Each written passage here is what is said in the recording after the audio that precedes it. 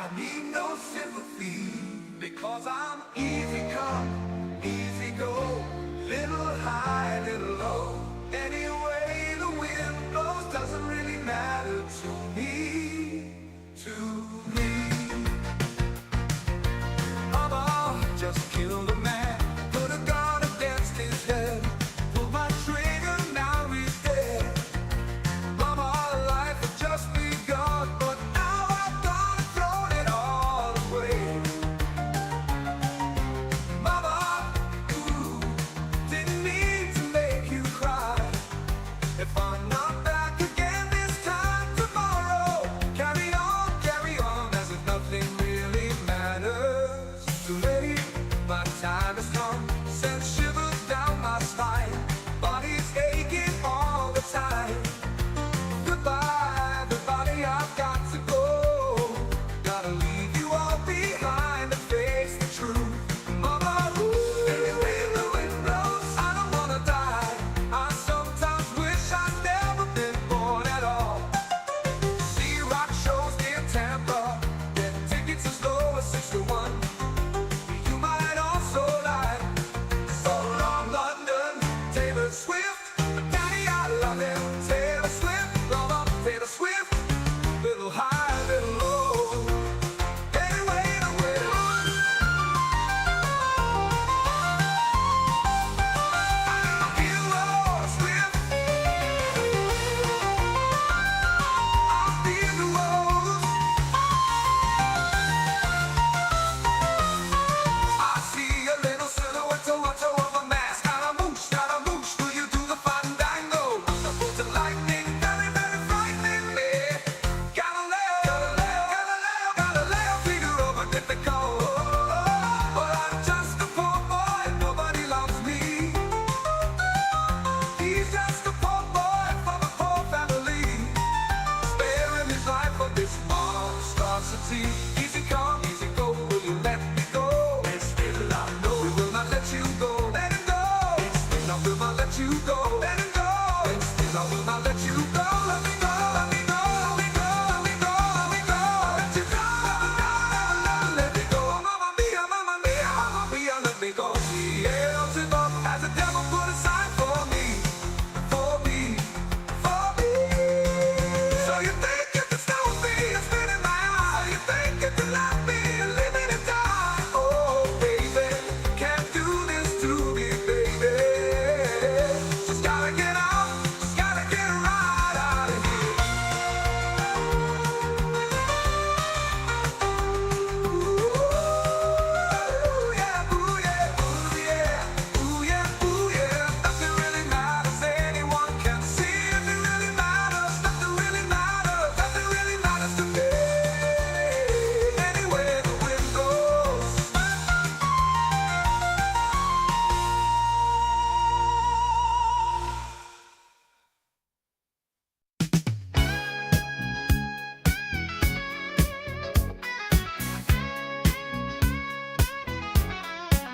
Some folks are born made to wave the flag. Ooh, they're red, white, and blue. And when the band plays "Hail to the Chief," ooh, they point the cannon at you, Lord. It ain't me, it ain't me. I ain't no senator, son. It ain't me, it ain't me. I ain't no fortunate one, no. Some folks are born silver spoon in hand. Lord, don't they help themselves, no. But when the tax man come to the door, Lord, the house looking like a rummage sale, yeah. It ain't me, it ain't me. I ain't no millionaire son, no, no.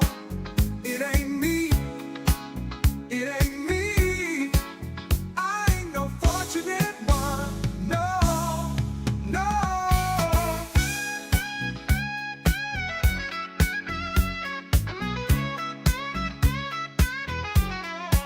See rock shows near Tampa, Get tickets as low as 61. Welcome, my friends, to XboxEra. If you're new here, let me fill you in.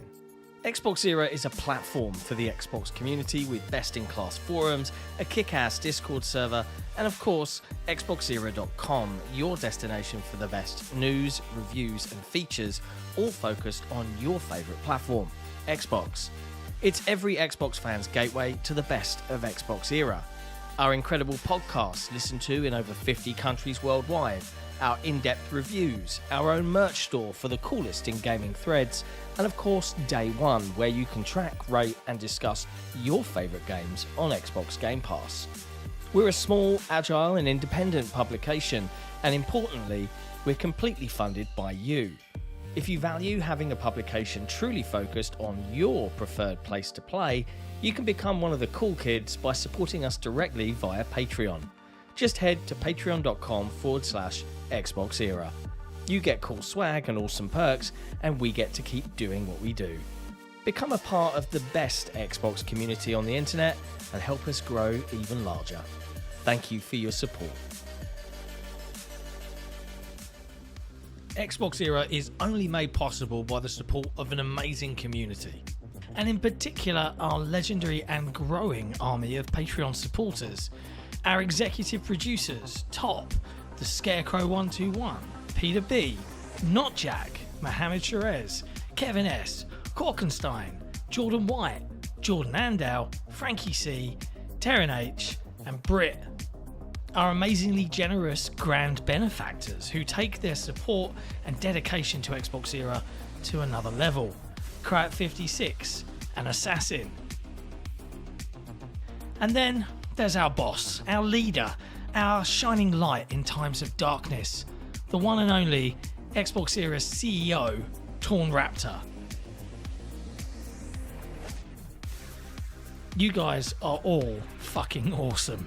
If you enjoy the content XboxEra produce and want more of it, and you're not a patron, consider heading over to patreon.com/XboxEra, pledge your support, and get cool swag in return.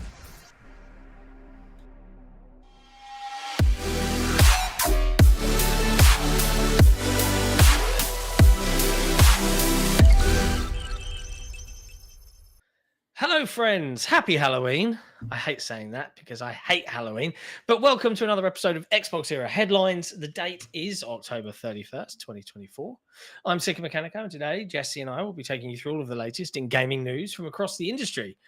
As a bonus for our patrons, we make use of I don't know what I'm saying anymore. I'm very tired today. It's been a weird day.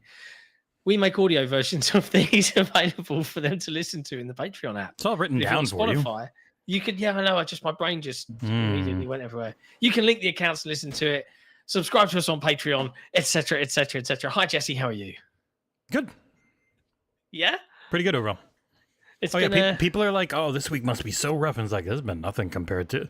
All right, I'll put it this way: Redfall bad because it was just a lot of people in the industry being really shitty, and then thinking you forget. It's like, no, you don't forget that. But daring to like Redfall, not even being anywhere near the top in scores, people still lost their shit on me. And then obviously Dragon Age Veilguards got all the right-wing chuds who have been trying to hit, but that kind of died down after like 12 hours. It's pretty weak overall. The worst one by far were the From Software fans when I did not love and only liked Armored Core 6. That was months and months of harassment. This has been fine. Also, why is my camera likes to turn itself off lately? I might have to unplug and replug it. Is it not working fine on the, or am I waiting for the 20 seconds to catch up? Well, yeah, I mean, you look at StreamYard, I'm frozen. Yeah. Yeah. But it's working fine on YouTube right now. But what do I know? There. Unplug, replug, there we go.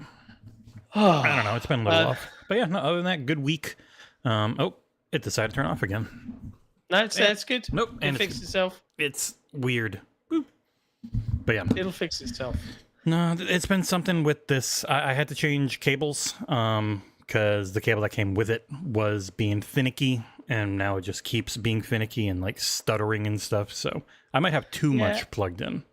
That's funny. My Razer cable went finicky for my camera, and I'm actually using the Logitech Brio. USB-C to USB-C cable. But There you go. Good week overall. Dragon Age review did real well. Your indie preview did very well on YouTube, where it actually went up outside of obviously us getting DDoSed on the websites right as your Allegedly. preview. Allegedly. Seemingly. That was very, very infuriating. Yeah. Where I got really cross because it happened literally just before the article was meant to post. So fewer people actually read my work. It's gotten 400 at least, which is not terrible, but like, yeah, it probably would have been in the thousands if it had actually gone live when it was supposed to. But hey, yeah, other than that, good week and working on a review for Metal Slug Tactics, which hits Game Pass next week, as we found out on Tuesday.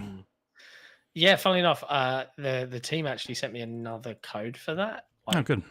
So I haven't pinged them yet, saying hey, but like I'll put it in the bucket of codes. But there's lots of news to dig into as well, because the industry has not slowed down in the 2 days since we were last catching up on news. But before we do any of that, big hello to everybody in the chat that comes to hang out with us. If you're in the US this fine Halloween morning, I hope you're having a good start to your day. And if you're elsewhere, I hope that it's equally going quite nicely, because it's a weird time in the world. Obviously, and I'm speaking from a very US-centric point of view right now, everyone seems a bit on edge. Yep. Speaking to various colleagues and friends, everyone's just on edge, nervous. And I'm not going to get into the whys. You know the whys. But I just, I hope everybody is good and can at least focus on the fun stuff in gaming. Oh, no, wait, horrible people are making it difficult to have any fun. Oh, well, we're here. We're here to help. We're here to help where we can. Let's dig into the news. Stephen Totillo last night, effectively for me, broke an interesting scoop, and he teased this with a little tweet before he shared it, saying, who wants a PlayStation scoop, an Xbox scoop, or both? And everyone, ooh, both. Anyone who both. didn't vote for both was a weirdo. There was a lot of people who didn't too. So lots of fanboys voting, funnily enough, for the Xbox scoop rather than the PlayStation one, and vice versa. But yes, Perfect Dark has a new creative director. This is obviously coming via Stephen Totillo over at GameFile. And this is an interesting shuffle around. So Insomniac are working on Marvel Wolverine. And the creative director of that game, Brian Horton, has been off the project since the summer and is now working with the initiative and Crystal Dynamics on Perfect Dark. But interestingly, the people that are running Wolverine now are also the ones that used to look after Ratchet and Clank, I think. I think one of them worked on all the Spider-Mans, one worked on Spider-Man 2, and also worked on Ratchet and Clank. Someone broke it down. Like, they're, people who have been running games at Insomniac. I think it was Ryan Horton is the name of the guy who is the new creative director at over Perfect Dark, and he had worked previously with Crystal Dynamics and other stuff, so well known by the folks at the Initiative, who have been a real mix of old Crystal Dynamics people, and before working with Crystal Dynamics on the game itself. And a lot of people are like, oh, does this mean the game's nowhere close? And it's from this, it sounds like Wolverine was having more of a shuffle than Perfect Dark was at this point. You never know, of course. Perfect Dark really does seem like a 2026 title. I believe Wolverine was meant to be 2026, but if they are doing a shuffle, maybe it's not. It has been pretty hard lately. Insomniac having to carry so much of what Sony has been doing, and I do think it hurt the story quality quite a bit for me in Spider-Man 2. Yeah, I really I didn't love, but I quite enjoyed Spider-Man 1 overall. It just had like some real grindy stuff at the end that wasn't the most fun, but I liked the story. And then Miles Morales had a solid story, but it was a little too predictable. Like in the first scene, I just knew, that's going to be the bad guy, and it was. And then Spider-Man 2 was Spider-Man 2 kind of rehashed a bit of the Amazing Spider-Man 2 movie, with the relationship between Peter and Harry just not working for me at all. So yeah, I'm curious. What we saw from the Wolverine leak did not excite me, but it's super early leak stuff. So it's just like, oh, if it goes this way, I might not be that into it. Not, oh, this is garbage.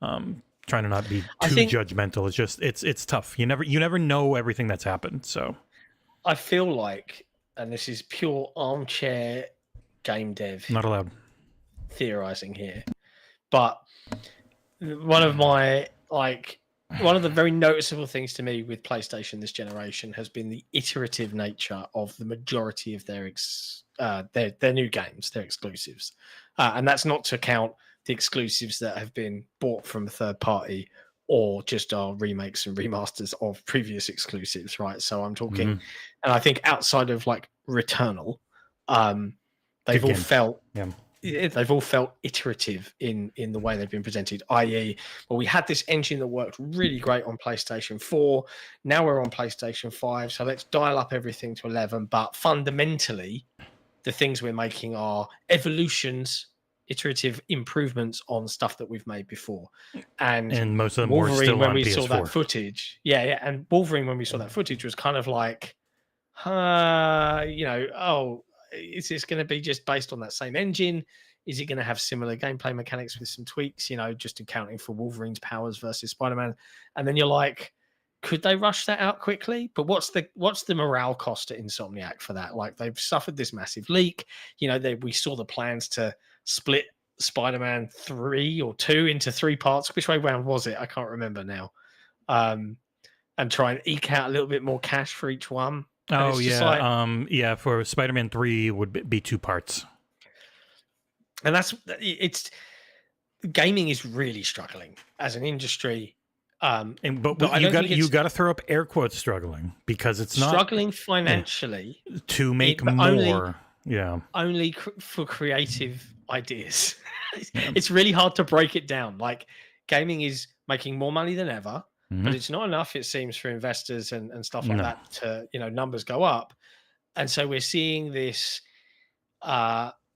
iterative, scared of risks, and then when risks are taken, the whole nature of the industry now is to just browbeat and complain and whinge until, the consensus has been decided, and then these game developers end up screwed.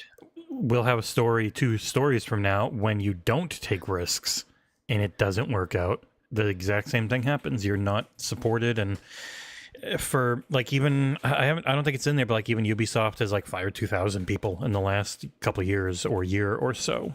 They're just not super loud about it. Like, there is no one left outside of Nintendo that isn't constantly firing people, and the biggest issue is scope.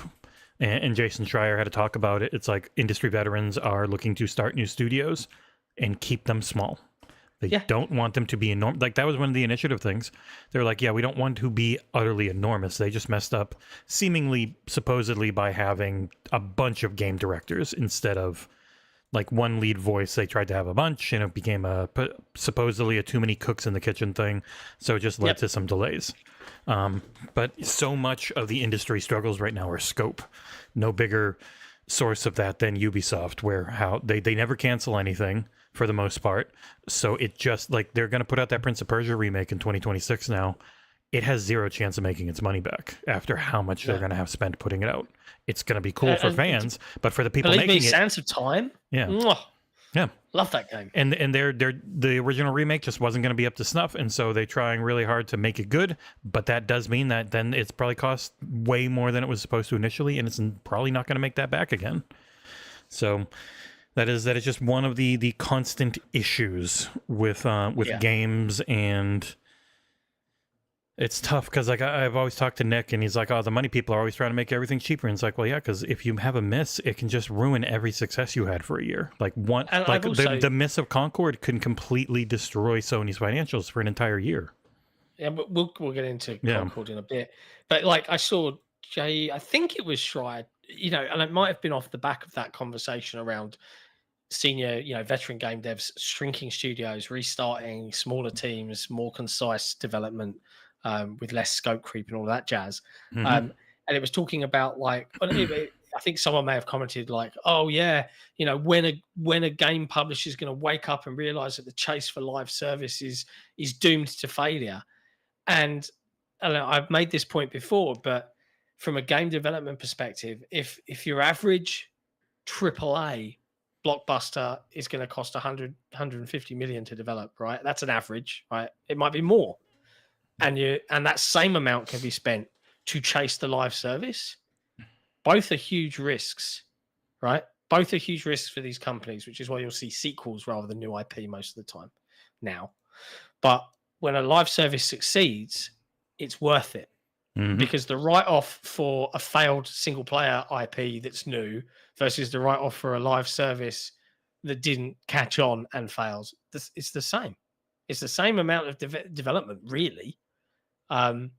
So that's why you're seeing this constant pump, because they look at the lightning in the bottle from Fortnite and others, and they're like, "Oh, if we just have one, we've made it. We're golden, kids."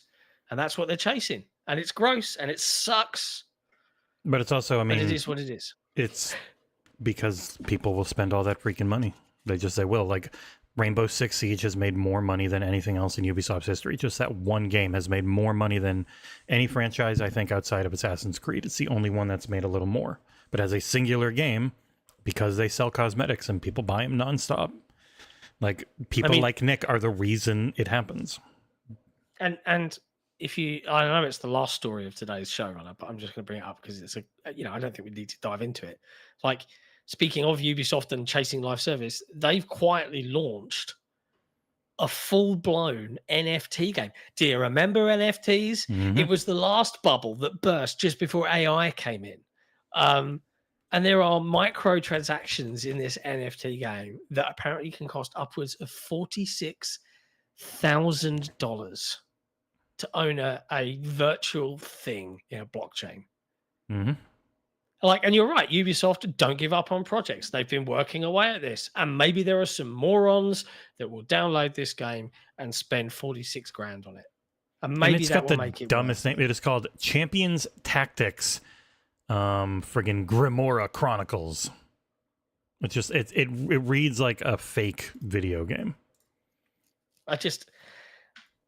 Creatively bankrupt a lot of these publishers feel they are now. And look, this is where my expectation is that both indies are going to step up. You're going to see veteran game designers step up with smaller studios with clever ideas. I have to give a shout out to the team creating Jump Ship. It is up there on my most anticipated game list. 4-player, manning a spaceship, working together, going around and doing stuff. It's a small team building it, and it looks incredible. You know what there is, John? This is the future of gaming. What? It's the XboxEra smaller team approach versus the GameSpot, IGN, Fandom, huge, expensive team approach, where I do think where games coverage is moving more and more to small teams or individuals because the larger organizations just keep firing everyone. And you can't have 18 trillion Patreons for everyone to support if it has to support 15 people. But if it's a couple, if it's 3 or 4 people, a lot more sustainable overall. I also can't believe how generic this friggin' NFT game is. I know, it looks awful. It's so dumb. But yeah, it's just scope creep and COVID bubble. The COVID bubble did more harm to the game industry than anything because they grew so fast that they had to hire so much that now they're just, okay, we hired everyone. We're flattening. We're not going down. We're flattening. So fire everyone. And then we'll go up again because we'll have cheaper costs. It's like in the next story. Don't do the thing that costs a ton of money. Sell hardware. Sell other stuff. Profits go up. Like, that's what they focus on. So everyone's in that mindset of, oh, we're still making, hundreds of millions to billions of dollars, but it's just doing this. That's not good enough. It's got to do that to the moon.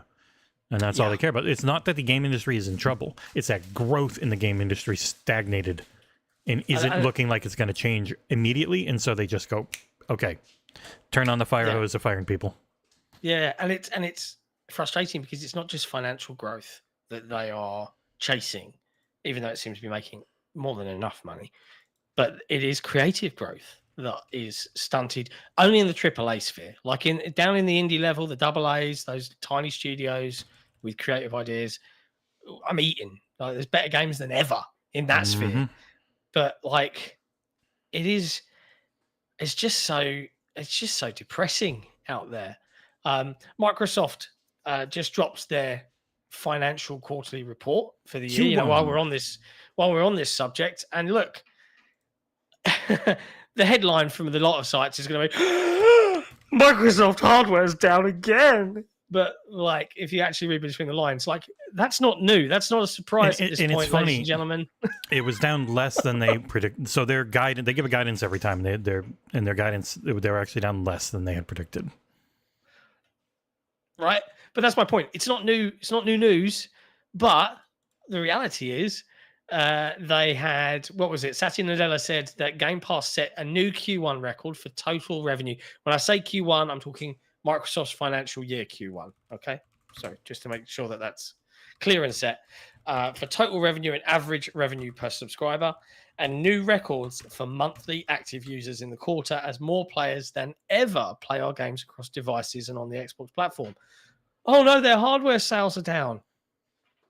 So it led to them getting better profit margins, which is what they care about right now. They want to make more money without spending as much. And hardware is a loss leader, and they're not in loss leader focus right now. Yeah, and it's okay to care about that right now. Like, I understand, and I've said this before, I understand the point of view of Xbox diehards that are scared and concerned that their hardware is going to go away.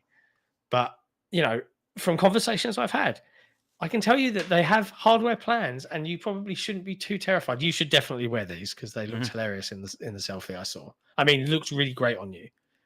Yeah, you look like a real pro gamer right now. Yeah, I don't have any blue light hitting my eyes now, so I feel good. Good. Look, it's Fallout Vault 33 themed from Gunnar Tech, Gunnnar. They sent an email and was like, "You want one?" I was like, "Sure." It's got a nice little Fallout bag. Should have a story up on the site, I think. Such a page shill, honestly. Yep.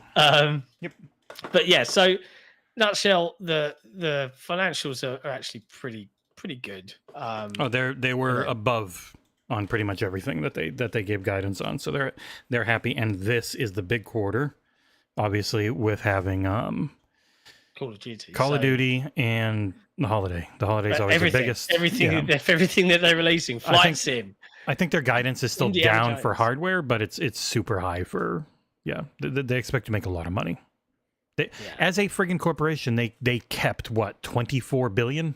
Like, that is ridiculous for a single quarter. They made in the 40s and kept in the 20s of billions. It is stupid, and yet Nick will just nonstop yell, "Microsoft are all idiots who don't know what they're doing." And I'm like, business is dumb. And they seem to be very good at it, unfortunately. It's funny you mentioned Nick, because Nick's had a lot of opinions on. Oh, we should bring his tweet up. Yeah, let's make fun of it. Hey, it's our show. Nick's been making a lot of noise about his frustrations, as has some others in the kind of gaming sphere, at how Microsoft are missing a trick by not marketing Call of Duty Black Ops 6 as being directly on Game Pass. And when I say marketing, out in public on bus stops. Yeah, the Activision libraries. Marketing, not the Microsoft marketing. So this is where it gets interesting, because according to Satya Nadella, last week's launch of Black Ops 6 was the biggest Call of Duty release ever, setting a record for day one players as well as Game Pass subscriber ads on launch day. Unit sales on PlayStation and Steam were also up 60% year over year. And people will look at that statement, holy shit, so many people are playing Black Ops, as, but what about the Xbox number? It's their game.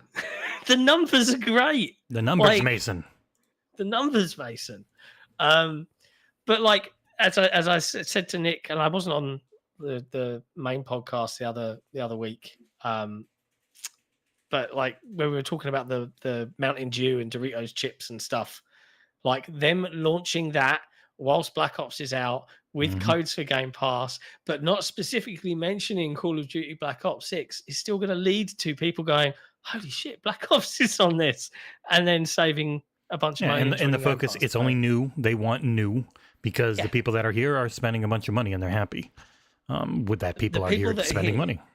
Are mainline Xbox players who are going to stick around, and that's what Microsoft. It was the biggest. It beat Starfield last year for adding new subs, so they're happy. For some reason, Nick has really seemed to intimate that they didn't want it to do well on Game Pass. I have no idea why. Maybe so that they could say next year, oh, sorry, it didn't do well. We're not putting the next one on, which I don't think they'll ever do with any first-party game. But yeah, no, it did crazy good. Yay, the rich got richer, but for us as people who use the platform, it is just good because it means more investment in more stuff coming to Game Pass. So as a customer, you should not give a shit if they do well and make money outside of I use their products and the product I subscribe to should be good and get better because they're making money with it. So that's the positive for you. I agree. So yeah, pretty banging time for Microsoft and Call of Duty.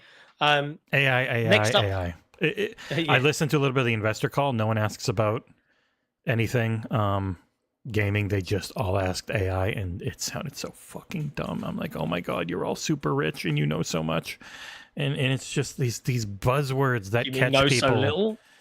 It's just buzzwords. They love buzzwords, and they got years and years of Web3 and then NFTs and the blockchain, and now that's dead, and it's AI, and it's like AI can do some really cool things, and Microsoft's actually one of the few places that's focusing on the decent things it can do. But so much of the industry in tech right now is just hyper focused on forcing AI into things it can't actually do so that they can pay people less. That's it. That's all they care about. So how can we fire more people and have AI replace them? Is like 95% of the way their questions are worded. It's annoying. Speaking of annoying, people, and oh man, this sucks. This sucks shit. Let's underline this. This is awful, and it is. I think the biggest failure in gaming history, outside of it's the biggest one since ET. I feel so. Yeah, money to money, it might not be a disaster. Yeah, money to money, ET was something ridiculous in modern money, but this one's probably close, if not a little above it by the end, because a couple hundred million at least, maybe upwards of 300 to 400. Who knows? Maybe Colin Moriarty was right. Yeah. Well, no, because people are going through it. So on Concord, buying the studio was 200 million. So it's not that Concord cost 200 million, 400 million to make. It's that it probably cost 150 to 200 because they're not a big studio and they used a lot of contracted help for years. And so Firewalk Studios, who made Concord, got no support when it flopped at launch and now have been shut down a year and a half after being bought. And then Neon Koi, a very tiny mobile studio in Europe, is just gone. Just both of them, bought. They never both even released a product. Gone immediately. 18 months. 18 months from purchase to shut down. I don't think there's ever been a worse initiative in gaming history than Sony's push for games as a service. There's nothing that's ever been so spectacularly bad. They got one fantastic game out of it in Helldivers 2, but even that one is it's done making tons of money. It made a ridiculous amount right away because people bought it for $40, but it doesn't have great monetization in it, which is what everyone's chasing. They're not just chasing it doing well. They're chasing it doing well for a long time. Like Halo did well. It just did not do well long term. It immediately stopped making money. So that's the golden goose they're chasing, is this thing prints cash. That's why Activision Blizzard was worth so much, even with all of their unbelievable issues. They just print money with Activision Blizzard and King, and it's just friggin', it is shocking. This is the crazy thing to me, right? So we have the head of Sony obviously greenlit the purchase of Firewalk, then retired, And then the new boss retired. Not sure about it. Yeah. But the new boss then got a promotion, launched the game, shut it down after 2 weeks because it failed, fired everyone, and just sits pretty on those decisions. And the only people that lost out were the developers that developed the game. Mm-hmm. And look, and it's let's not be a bad clear game. about Conkeyd. It's a good game. It's just a game that no one really vibed with, no one really wanted in a very it was an issue space. Yeah, it was an issue of too little, too late, and too much. It needed it's a market that, while they were in development, shifted to free to play. Even Overwatch went free to play. And there's very few games in the PvP sphere out there that can still charge money and do well. It's just the way the industry has shifted. So $40, that weird Uncanny Valley mix of hyper stylized visuals and not that it's just like kind of boring character designs that you can't easily cosplay. That is one of the things that can really carry and make a community for games. Also, just a wildly out of control budget versus for the first game in a new series, you shouldn't go absolutely haywire loco. Like even a game like Unknown 9 Awakening, they tried immediately to make it this whole big universe before any of it took off. Extended media. Like maybe you get lucky and it does take off, but normally you don't, and you now spent way more money than just having made a book or just having made a game. Like you made everything at once, and so it costs a ton. When you go into this sphere, immediate massive AAA budgets is incredibly dangerous to do. Like it's that scope issue that keeps hitting everything in gaming, where you have no chance at actual success. And then for some reason, they were just so off on the timing on this one that like 25,000 copies, I think I heard Grubb say. Like that is just unbelievably bad. And it's weird. It's not bad. It's not such a bad game that it should have sold that much. Like it was a large, well-marketed thing, yet that marketing couldn't overcome people just having no interest in it. It was crazy. But here's the other thing that kind of makes me laugh. And I'm not laughing at the developers losing their jobs. I just want to make that clear. I am laughing at the way this industry covers the news, right? I just want to dive into this. Yeah, that part. Right? I just want to lay a little salsa on this, right? Just random example. Redfall comes out, is average in most people's eyes, right? And I mean average. Like I couldn't say that it was fundamentally broken and the worst thing I've ever played in the world. Now it's actually pretty good, and we've been having a good time playing through it. We should probably finish it at some point, it'd be nice, or at least me finish it. But then they get lambasted in the media because it's not the immersive sim that fans of arcane games want. Phil Spencer's wheeled out to apologize and asked awkward questions, does an apology tour on Kind of Funny. Weeks of articles and YouTube videos and all sorts of nonsense from everybody. And then the studio gets shut down. And then we get more weeks of, Microsoft are evil, blah, blah, blah. And look, yes, awful that they've shut down. Don't agree with the decision. Understand the business reasons for why. But then Sony have made the biggest gaffe in a long, long while, like one of the biggest ever. And it's just like, they shut down the studios. That's the end. In a long series of gaffes. Hearts go out to the developers, and that's it.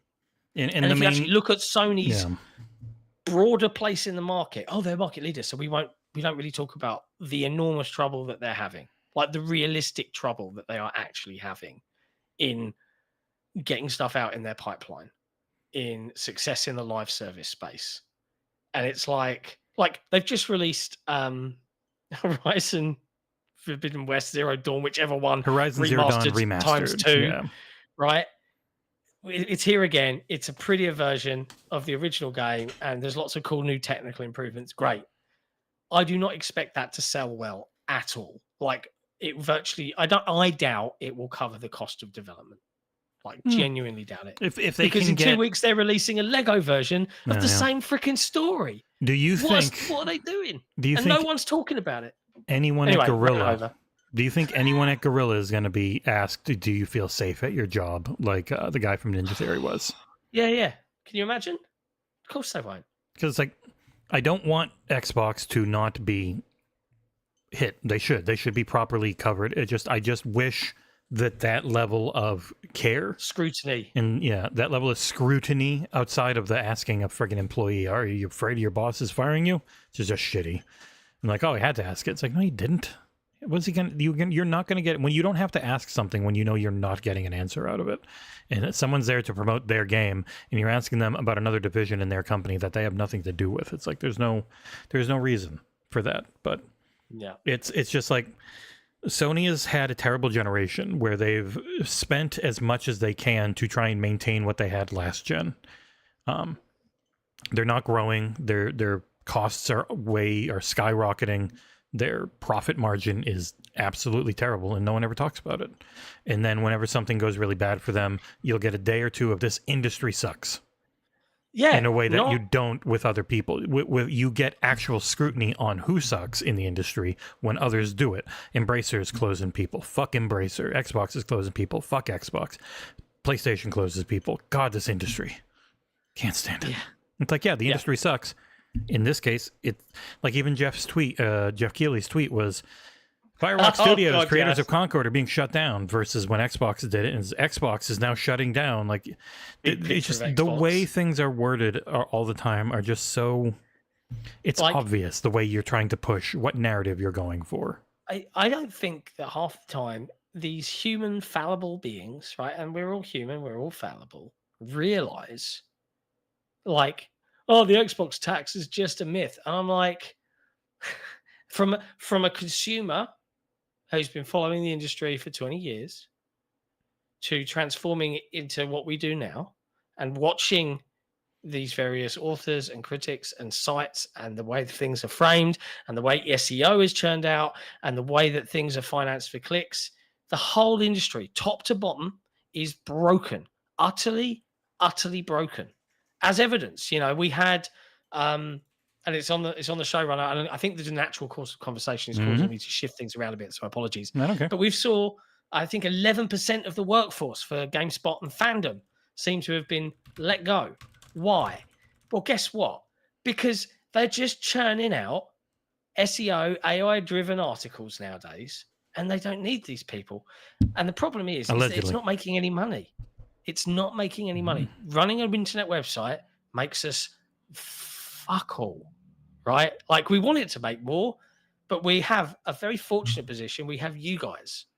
And believe me, without your support, we would not be in the position we're in, where we're able to bring you, direct thoughts, where you can ask us questions about what we're thinking and what's going on and what we're hearing. And you can have all of that direct interaction with us. And legacy media is dying. It is dying because they have built these places that are words on a page with guides and clickbait and hate and negativity. And I feel that the really sensible people, the people that have a brain, don't want that anymore. They want to have a community to be a part of. And like, YouTube's the same way. Most YouTube channels now, there's never positivity out there. And I'm not saying be positive for positive's sake. It's all fine and dandy to criticize and be constructive, but like the rage baiting and the hatred and the division, and it's everywhere. And it's so much prevalent in our real lives that, like, I don't know about you, but I play games to escape real life sometimes and live out some fantasies and have some fun. And to see this kind of vitriol be dragged back in along with it in the content of a hobby I'm meant to enjoy that is just expensive toys for grown-ups, I do not understand it. And the industry is going to be dead within a year. Sorry, I'm on a soapbox. I'm just ranting. I hate it. I hate seeing what's going on across the gaming industry sphere and the games media sphere. It's all just a big, shitty mess. And it makes me cross. I've stopped now. I've finished. I'm sorry. Yeah. One of the, like, there's just a lot of, and it's places that have reached out before. And I've just been like, no, I don't trust that you're not going to fire people. And now this is the second time where when someone suggested I should apply to something, and then that position's gone a couple of months later, and I'm like, yeah, no, that is why I'm happily here doing 70-hour weeks, because I enjoy doing it, not because I would ask anyone else to. It's like I'm having fun, so it barely feels like work most of the time. We're fortunate in that way. It is a very broken, unsustainable way that things are being run, where Google has pretty much set it up where you need maximum clicks with retention. Like, you need people to click a website and stay there. So you need to have at least 300 words, even if you could get out what you have to say in 50. Doesn't matter. You've got to pad it, or else Google's not going to, they're not going to put you up there. No one's going to see it. I've had a bunch of big things this month. Every single one of them is big because of Google. Like, hitting those SEO greens and getting it so that Google's happy and they'll feed it to the people is literally the only way you can get anyone to click on your shit. And then you've got to throw a dozen ads at them. Like, I think our ads are okay, but they're still annoying. Like, there's no way to not have it. Yeah, it's annoying to have them. Yeah, because you don't make a penny without them. There is no money to be made unless you are sitting there and ads are playing. And like the annoying video ads that pop up in your face pay way better. There's no way to have a business and we're not big enough to get sponsorship deals. We don't have website takeovers of Dragon Age because it's coming out today like IGN might. Like, we don't have sponsorships or ad deals or any of that type of stuff because we're just not big enough. And even those people that are big enough keep firing everyone. Like, Fandom's website's covered in ads, and yet this is their 4th time firing people since buying all those websites. Like, it's ridiculous and it sucks. I saw a tweet and it had an image, and it did make me kind of groan at how accurate this is, right? Ziff Davis, which obviously is the parent company of IGN, owns Eurogamer, Extreme Tech, Games Industry Biz, IGN, PC Mag, Rock Paper Shotgun, and VG 24/7. And IGN also obviously owns stakes in Outside Xbox, Digital Foundry, and Hookshot. And Hookshot owns Nintendo Life, Push Square, Pure Xbox, and Time Extension. And it's like, and then there's, what is it? Valnet, they own Game Rant and Screen Rant and Valnet, Gaming Bible. Future, who own like Windows Central and 75 other websites. Like, most of the gaming industry outside of like us, True Achievements, and a handful of others that run actual websites are all owned by the same umbrella corporations. All of them. All of them. Yeah. And I can see the CEO of XboxEra obviously weighing in here, saying, our hey, main I'll sponsor sponsor, you guys. Yeah, he is our main sponsor. You already do. You already do. Bro. You already sponsored at the top of the chat and in the description. There's the Extra Life charity stream this Saturday. He's also sponsored the hell out of that. We're already at $700. Had an initial goal of 1,000. Have raised that to 1,500. We'll see if we can beat last year's 1,900. I wouldn't mind if we hit $2,000 for once. That would be really cool. But yeah, Saturday all day. I'll be there. John might show up. I'm showing up, baby. Ursula may show up. I don't really have a setup for any of it. We'll just talk. Yeah. I did completely rebuild Hangouts because it just would not go to 4K. I had to, and it was a little overcomplicated. So Hangouts has been rebuilt. Maybe I can just hop over to that when you join. Yeah. We are very lucky to not be beholden as much to website ad revenue. Obviously, we need to get that up. We do some of the SEO stuff. You might see Sony and Nintendo stories on our website if you Google. They're not front facing. It's just covering all gaming news and letting the search engines find it. Because that is the stuff that'll help us make money outside. Because we're never going to go clickbait on YouTube or anything. We're not going to throw our faces into thumbnails. The most we're going to do, and depending, you might have seen 3 different thumbnails for Dragon Age: The Veilguard. 1, the beautiful key art, and then 2 are just faces from the game. Because people click faces. It's really annoying, and I'm not going to put our faces into thumbnails. We've all agreed to that.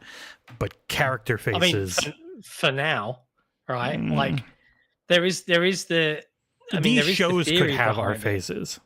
Well, it's not just that. It's like the theory behind it is that you're right, and from a community point of view, the conversation would be, if we were to ever do that, and I'm just playing devil's advocate here, we're going to do this to the beautiful thumbnails.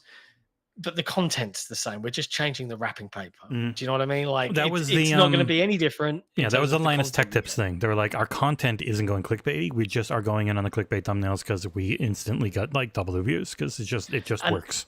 I have to wonder about that. Like, CEO says, please don't. It's dead. I know, Torn. I look at our YouTube channel. I think, God, that looks gorgeous. Mm-hmm. But I thought that the compromise, the compromise was having character faces. Yeah. Which and changing the name of the podcast, which Nick is already very mad about, but it immediately worked. Immediately got more views than the previous weeks had. Even without like some crazy topic or rumor mill. Oh, by the way, I deleted the rumor mill scene. Doesn't exist anymore. Sorry, Nick. I actually did that a while ago, though. But yeah, light our faces on stuff for like co-streams and things like that. But yeah, I mean, the main things don't. And it would just be character faces. And I have tried to get Nick to do character faces more. He finally did one with Perfect Arc this week for the podcast. Yeah. So that podcast will be in StreamYard, by the way, in case you're wondering why it looks different on the weekend. It should be 4K. They do 4K. But it's going to be low-res assets and just StreamYard. Fair enough. It'll be all right. One time, and Nick was completely confused, like, why are we using StreamYard this weekend? It's like, Nick, this is our 4th annual XboxEra Extra Life charity stream. Remember the charity streams where I put the podcast on a charity stream, but then run the charity stream, with StreamYard or whatever, because I'm doing the charity streams. Like, oh, it's like, yeah, you can pay attention sometimes, Nick. Yeah. But it really he did sucks. That the other day with the indie preview, didn't he? He was like, when I teased a little TikTok, he was like, "What's this about?" I was like, "Did you read the main Discord? No. Did you read the project? Like, no, okay." But yeah, to go back to the story, it really sucks for the people at Fandom. I know, like Bailey from Honest Trailer, a game trailer thing where they do the make fun of games, like the announcer voice trailer guy. She was pretty funny. And on Giant Bomb a lot, she got fired. Most of GameSpot's video editing team seemed to get fired. It's just like, Jesus Christ. I saw Timur Hussein. He's like GameSpot / Giant Bomb. He's the reviews editor for GameSpot, I think. Yeah, but he's not shared anything about the layoffs. Like, no, they've been pretty quiet outside of retweeting everyone's stuff. Yeah, no one. I did ask, and no one at Giant Bomb was affected. Friend of the show, Jeff Grubb, and all them. Yeah, they're all good, but obviously they're not happy. They didn't stream or anything yesterday. I don't know if they will today, but yeah, it sucks. It just it really stinks, especially when that whole group was bought by Red Ventures, who were like a venture capital company who were just looking to flip for money, and people got fired. And now it's just get bought by Fandom, who's not venture capital. They're an actual entertainment company and still just firing people nonstop. So, and RRD, I mean, the podcast used to have okay, now it's working, right? The podcast used to have just like a little fun title. Like Nick would try and think of something clever. It rarely was, but he tried. And now it is literally just the main topics. Like, what are the main topics? So people will know, and people click in more when they know what the main topics are. Yes, exactly. Makes sense. Yeah. But anyway, there you go. There's lots of ranting on this episode of Headlines, and good Lord, that took up nearly an hour. Next up in news, the Activision QA team. It's one specific one in Minnesota, I think. I forget. It's the Aqua CWA members are holding a protest in light of Activision's unequal policy that has unquestionably harmed disabled employees and employees in need of work from home accommodations. So this is the ABK Workers Alliance on X. And they put out a big statement saying, hey, in January, we were forced to go into the office full time under an unforgiving and unequal policy decided on our behalf and without our input. And we're not going to stand for it. And they're doing a walkout. I think they were doing it today. I think I saw another tweet about it. I put Cute Division instead of Activision. There we go. That's fixed. Yeah, it's. I know a lot of people were hoping Activision would really change the Call of Duty's setup under Microsoft, but with how popular this one has been, I think they'll only double down on it. I just hope, as Microsoft in general is a higher ranked company for working under, that can trickle down to Activision. It's just these things always take time, and then Activision still seems to potentially really suck. So yeah, it's not looking good. I'll put it that way. It's never business is never fast, so changes rarely occur quickly. Just letting letting people unionize was a titanic shift overall. Hopefully, it can quickly start getting better things for people because there's just not a lot of employee rights in America. But the thing is, like, as much as I love working from home, and I would be equally pissed if I was working for my company that I was working for. If you had to fly into Tampa every day to work?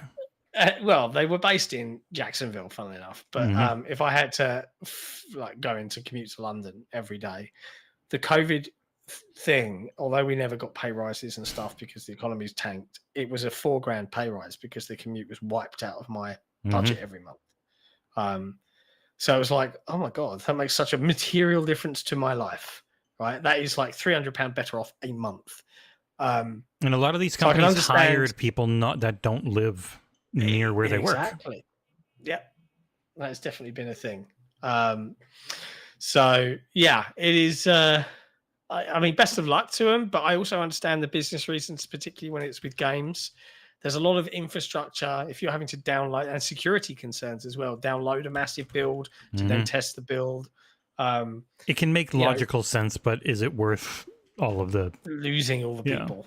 I can't but imagine. This seems to be like not even making accommodations for people with disabilities, which is it just seems like awful. Typical angry shithead Activision stuff that they were always accused of, allegedly, supposedly. Yeah, it's like we got used to this in COVID and we don't want it to change. I totally get it and I empathize, but also I understand that, hey, if you want this job, that's the job now. Like, that's the company's right. I don't know, man. Outside of specifically not supporting disability things, like, I don't know if I fully am like, hey, they are allowed to ask that of you because that's what working for them means. Do you know what I mean? I'm not trying to be a dick. When you are hired specifically to do something and then they try and shift it, I'm fine with being pissed. Yeah, don't get me wrong. I'd be pissed, but my original job was commute to London. Then it wasn't. But then if they said, hey, you're going to commute to London again, I'd be like, oh, I'd hate it. But it's the job. It's what I originally agreed to do. One of the main issues is this is mostly used to try and get people to quit.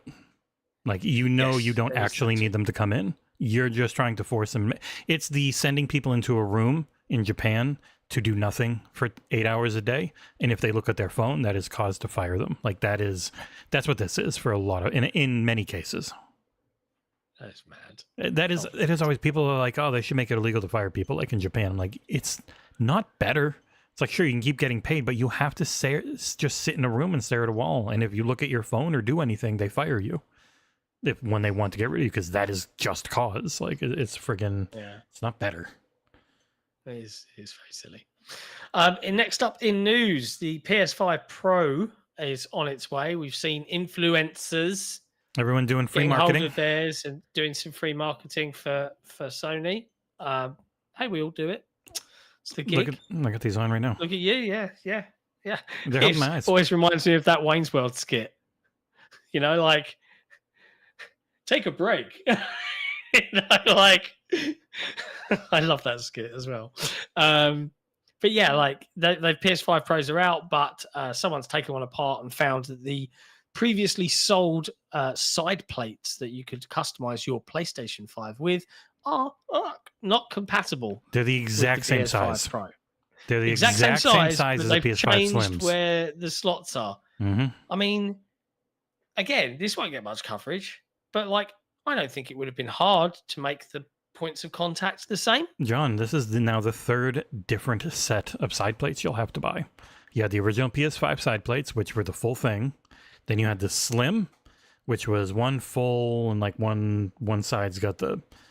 Yeah, it's all a mess. It is the same one for the disk drive, but that obviously means if you've got like different disks, you then have to get like a different disk drive one, I guess, as well on top of it all, because you buy the disk drive and it's got that thing and it's all set up, but then that plate's white.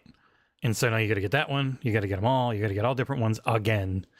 Just tons of plastic waste, especially if you're like trading them in and you trade it in with the originals, and now you've got these friggin' side plates you can't do jack shit with. It's just really stupid. It's really, really dumb. I don't understand why.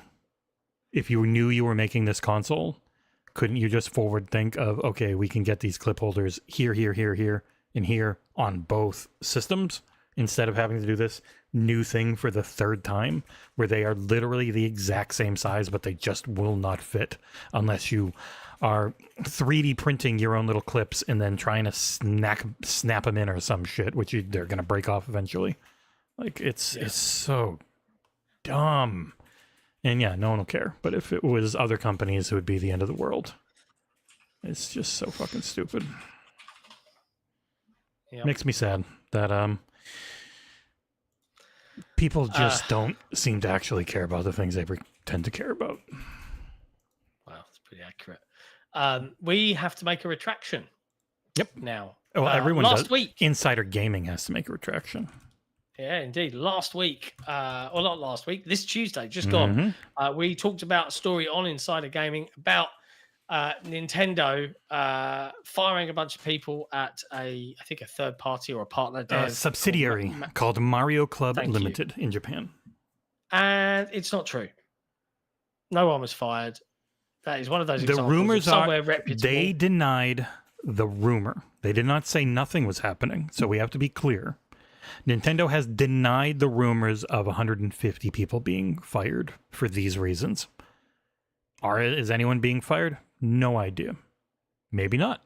Maybe not a single person is going to be fired, but they didn't directly say that. They just said, we deny these rumors. They said, direct quote, we have confirmed with Mario Club Co. Limited that the rumored information in the report is untrue. Yes. So it is a direct denial of the 150 out of 400 people being fired. For very weird reasons of like they're dragging others down and all this type of stuff. So now there is no rumor that anyone has been fired, but there is no denial that anyone has been fired. So who the hell knows? Yeah. Next up, The Sims 4 have added 15 million players in the last year. That's pretty impressive, isn't it? It's kind of crazy. That's an old ass game. Yeah, it's old, but they've said we're not doing a Sims 5. Like, we're just going to keep adding and adjusting and tweaking what we've got. Yeah, another part of it is like they're not doing an Apex Legends 2, and I think it is smart because it didn't work.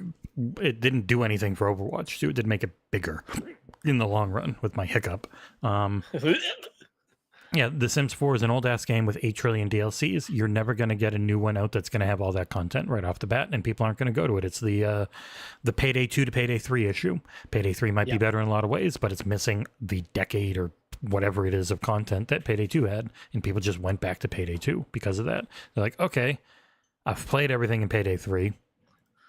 Payday 2's got so much more to do. I'm going back. It's like friggin' Destiny 2 hits, and Destiny 1 has like 17 times the content. It's like Diablo 4 hits, and Diablo 3 had a better grind. Now Diablo 4 has built up Destiny 1's grind. The Division 2 didn't have the good grind. Division 1 still had it. I actually went back and grinded in Division 1 after a while because it was just better done, and then they finally fixed it in 2. It's the hard thing about a games as a service sequel. It's why you have never seen Minecraft 2. Probably why you never will. Next up, good friend, I would like to say, of the site and the channel, Abubakar Salim, has shared gameplay of Project Uso, which is an Afro, I should say, Gothic RPG. This is via Surgent Studios, who I think we talked about last week. So they kind of sent out a notice saying, yeah, the whole team's on redundancy notice. We're pitching a game, but if we can't get funding for it, that'll be that. So there's some gameplay footage there that he did via VGC. I saw the word skin job. It immediately made me think of Blade Runner. I don't know. Hey, look, Abubakar, Surgent Studios. I've got a game ready to make the big bucks. Yeah, in the digital. Let's work out a deal. Afro Gothic card game. That would be a full rework. No, it looks neat. I hope, like, it's one of the hardest things right now is getting funding. It's crazy that they were able to get a PS Plus deal, and even that wasn't enough. But here is, I'll put the link to this if you want to watch the footage after the show. There you go. That was with VGC. So go click their thing. I'm going to give them a like. Boop, boop, boop. Oh, they're already at 13.8K subs on YouTube. Cool. Who's that? VGC? Yeah. Good for them. It's good. It's good growth. Good growth. I gave that video a like, which you should always do on ours. Zang. Got him. That's Wayne's World reference there. No, that's why it wasn't funny. Full of them today. The last piece of news. BioWare have recently released Dragon Age, the Veilguard, which earned a plauditated 10 out of 10 from many companies, as well as the lovely Jesse here, who thoroughly enjoyed it and would recommend it wholeheartedly. Yep. Outside of absolutely fragile little snowflakes losing their minds over it for some reason about something they can just optionally ignore, BioWare have made a little comment around Mass Effect, because obviously we know that that's going to be, whatever comes out next from BioWare, the next game that we play from those guys. And the franchise director, Mike Gamble, reportedly has taken to Twitter to kind of talk about and comment on some things. And he wrote, lots of people asking me about Mass Effect now that Veilguard reviews are out, and October 31st is close, which I think is N7 day, right? Yeah, November 7th. So both are from the studio, but Mass Effect is Mass Effect. How you bring a sci-fi RPG to life is different than other genres or IPs, and has to have different kinds of love. And someone talked about, like, hey, I feel like it's got, you know, Dragon Age is very Pixar-like in its presentation, and will Mass Effect be that? No. And he's replied and said, I'm not sure I agree with the Pixar thing, but Mass Effect is photorealistic and will be as long as I'm running it, in response to a user that pleaded for that. Dragon Age was always way more color saturated, and it's fantasy. Like, it was high fantasy. This one, I think, to not hit that uncanny valley, they did change proportions, like heads and shoulders and stuff aren't regular human. I think they kind of wanted to not concord it, because otherwise it is pretty good looking. You might not like the way the Kunari look now. I get that. But other than that, like, a gorgeous game using Frostbite. But Mass Effect always used Unreal. So Mass Effect, again, in Unreal 5, will have a very different look. How are all the people that are freaking out about, you know, diversity and equity and inclusion and, you know, transgender options in gaming going to handle the Asari in Mass Effect in the year 2026? Are they hot women who you can see the boobs of? Or are they dudes with boobs? I mean, we don't know. They're a monogender race, people. It's almost like when is this woke stuff going to get out of our sci-fi universes, Jesse? BioWare was always incredibly progressive with their stories for their entire history. It's not new, and you can't argue with people like that, because they are arguing in bad faith. Honest to God, like, I'm waiting for it to happen. I'm waiting for someone to be like, "Oh my God!" Well, someone's gonna pull up, like, romancing Caden Alenko as a guy in Mass Effect and be like, "Oh my God, they've gone back in time and wokeified it." It's like, yeah, it's always. Oh, what is this Jack person? I'm a female shepherd. Why do they want to marry? Have sex with me? Yeah. Again, it's dumb. Like, there's lots of dumb going on this week in gaming. Every week. But yes. I will leave you on this note, dear friends, is if you see this horrible, transparent, rage-baity stuff, and I say this to people in the industry as well, for the love of God, don't quote tweet it to own them on the internet with a witty retort. That's all they want. It doesn't achieve anything. It's engagement for them. That's all they're looking for. Ignore it. Give it no air. I beg of you. Even Nick knew better than to do that when he did not quote tweet someone being an idiot, because there was a whole thing going around. Wow, you see this review NDA for Dragon Age, and it's like, well, first off, EA's never done NDAs. The only thing you ever sign an NDA on are preview events, and whether they're cloud based or you go to them, because it's like this thing you're seeing way early. So, like, hey, and literally the only restrictions on it are, you're not going to talk about it till this date. You're not going to spoil these story things, please. But even then, the NDA is the date. Until that date, you don't talk about it. You don't hint at it.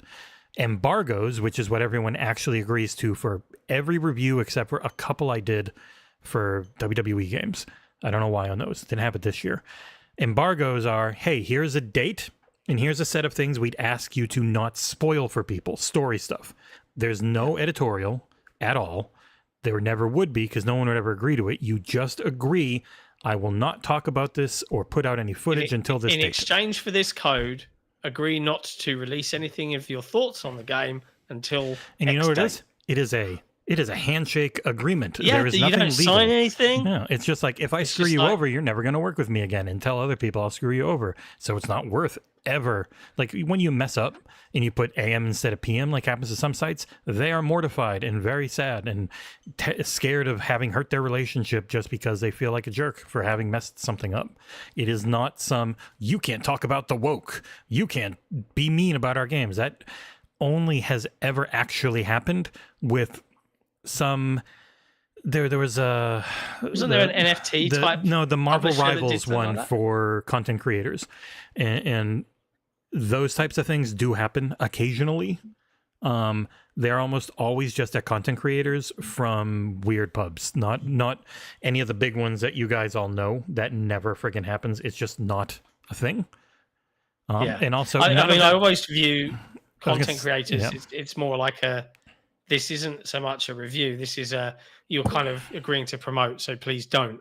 You know what I mean? Yeah. Like we'll give you a code if at launch. Like there is a very big disconnect because there were some very mad. Like they sent out well over 100, nearly 200 codes for Dragon Age, but it was a big game and people didn't get it done. Like so, it's like, oh, there's only 60 reviews. It's like, well, I mean, there's only like 30 of Horizon Zero Dawn Remastered. No one cares. It's just like reviews don't make a ton of money, so you don't get 200 of them for every game. Like even the biggest games get 200 at the most. Like that's nothing in the grand scheme. But there's a huge delineation between influencers, even like people who have their own YouTube channel and they might be highly respected, but they're still an influencer. And so you've got to really build up a relationship to get early codes with a PR company.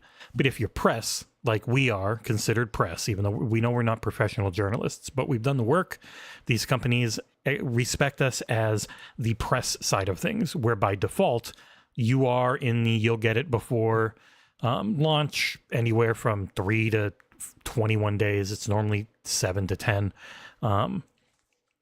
You get it early. We trust that you're not going to mess it up and that you're going to give an honest opinion. You might not like it, you might hate it, but you're going to honestly say why you didn't like it. Like I got a negative review coming next week. I tried very hard to not say anything mean about the studio because I think they wanted to make something awesome. Yeah, I just didn't like it. When it comes to rage baiters on YouTube, they have definitely set up an expectation amongst PR. Hard to trust, and will play to their audience for clicks in a way that they don't believe the press does, which is the exact opposite of what all the rage baiter fans keep yelling in the comments section, which is, oh, you're bought and paid for it. So I go, no, I liked the game, and so I'm saying that. You are following someone who hasn't played it and is throwing a tizzy because they didn't get a code, and so they're just pretending it's horrible. Like there was that Fextra Life video, however you say their name. And it's just like they're quoting Grums and other people and Vera Dark about why it was obvious some ploy to get positive review coverage for the Veilguard. And it's like, they gave codes to a ton of people who didn't like it. There was no targeted thing. Like it's, who do you trust? You build up basic trust, and it's not, oh, they're going to say what I want. It's they're going to say what they actually feel. That's the trust level. And if you don't have that, if people are like, oh, you do rage bait, clickbait stuff, I don't trust you to give this an honest opinion. You do that to yourself. Yep. Well said, sir. Well said. Anyway, on that light-hearted note, we'll leave you to go play some more video games. But we'll be back later. Time. That's right, because we're hanging out 10 o'clock tonight UK time, which is 5 p.m. No, it's as I keep telling you, clocks, I know. 2 worst weeks of the year when you and I are not in sync on the -5 +5. Yes. So it's 6 o'clock my dinner time. 6 o'clock EST. EDT. We're still in daylight. Next week, it will be EST again. We'll finally be back to standard. But yeah, so we're playing COD Zombies Duos today. And then tomorrow, I'm going to stream. I mean, I could stream it today at 12, but I don't know. We're going to go later. Maybe I will. Dragon Age, The Veilguard is out in 49 minutes for everyone, which is funny because I keep having people in the comments saying, I've been playing it for 12 hours and it sucks. And then people are like, it's not out yet. And then they disappear. So it's really funny. But yeah, that game is out global launch in 49 minutes. I don't know, maybe I'll stream it today, maybe tomorrow. Probably tomorrow because we're doing a stream today already. And then Saturday, definitely as part of the unbelievably long, roughly 12 hours probably, go from noon to midnight-ish, XboxEra Extra Life charity stream where thanks to a ton of incredibly generous donations, we already have 24 giveaways to do on the Discord server. Like everything I had up as an incentive has been hit, so I had to come up with some new ones, which if we get to 1250, I will play VR with a camera on me. Normally I don't put a camera on me when I'm playing VR because I look really stupid. So I will play VR with a camera on me so you can laugh at how much I jiggle. But if you do want to join those giveaways, I'm going to put it in chat. Go to discord.gg/XboxEra. I wish I could do giveaways on the forum. It's so much harder. Like one giveaway on the forum is the same amount of time as doing 20 on the Discord. There's just no bot quick way to do it and verify things. So discord.gg/XboxEra. There's a giveaways channel that is going to pop up all day long.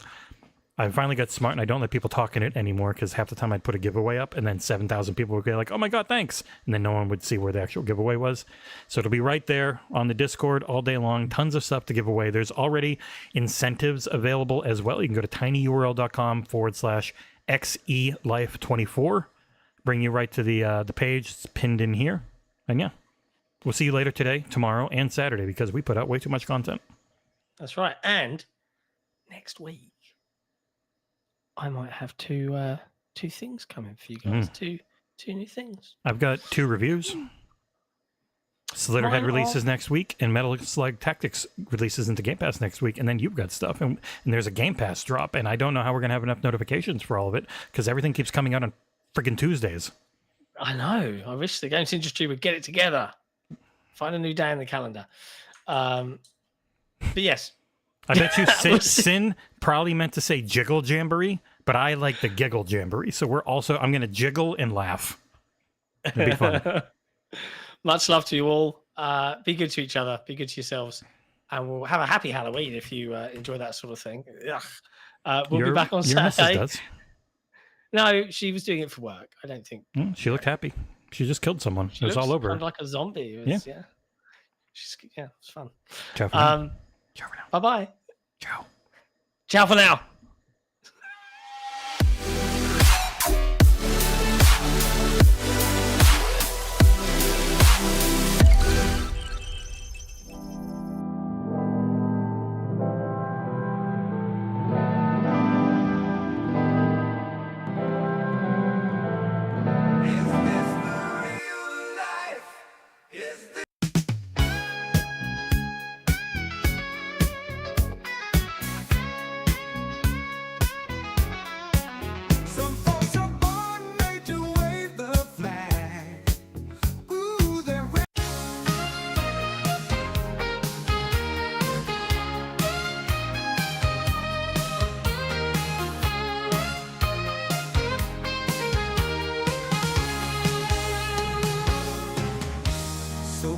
No matter how far, couldn't be much more from the heart.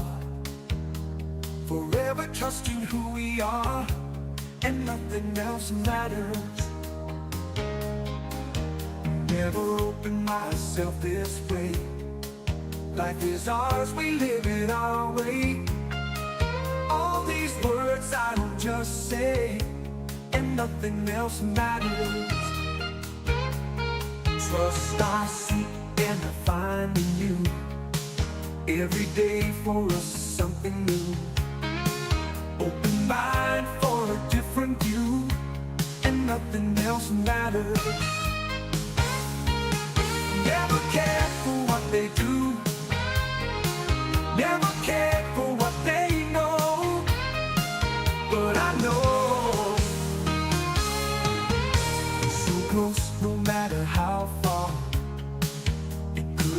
much more from the heart. Forever trusting who we are, and nothing else matters. Trust I seek and I find in you. Every day for something new. But I know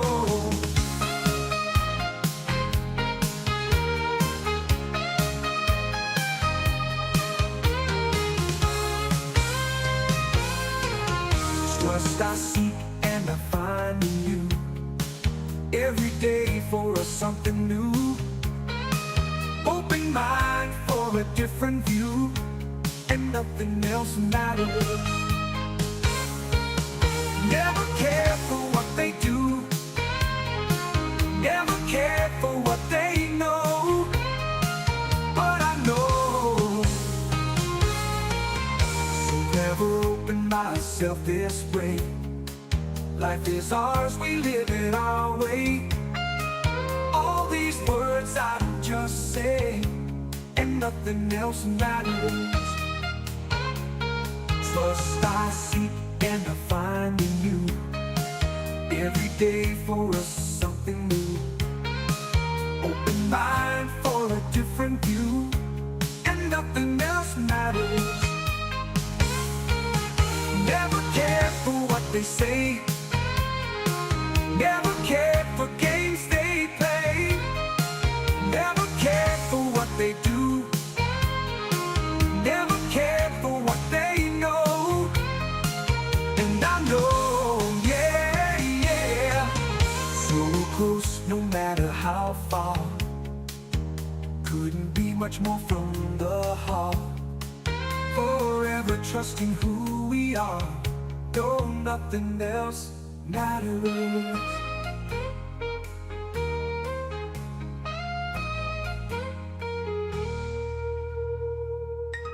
Never open myself this way. Life is ours, we live it our way. All these words I don't just say, and nothing else matters. No, nothing else matters.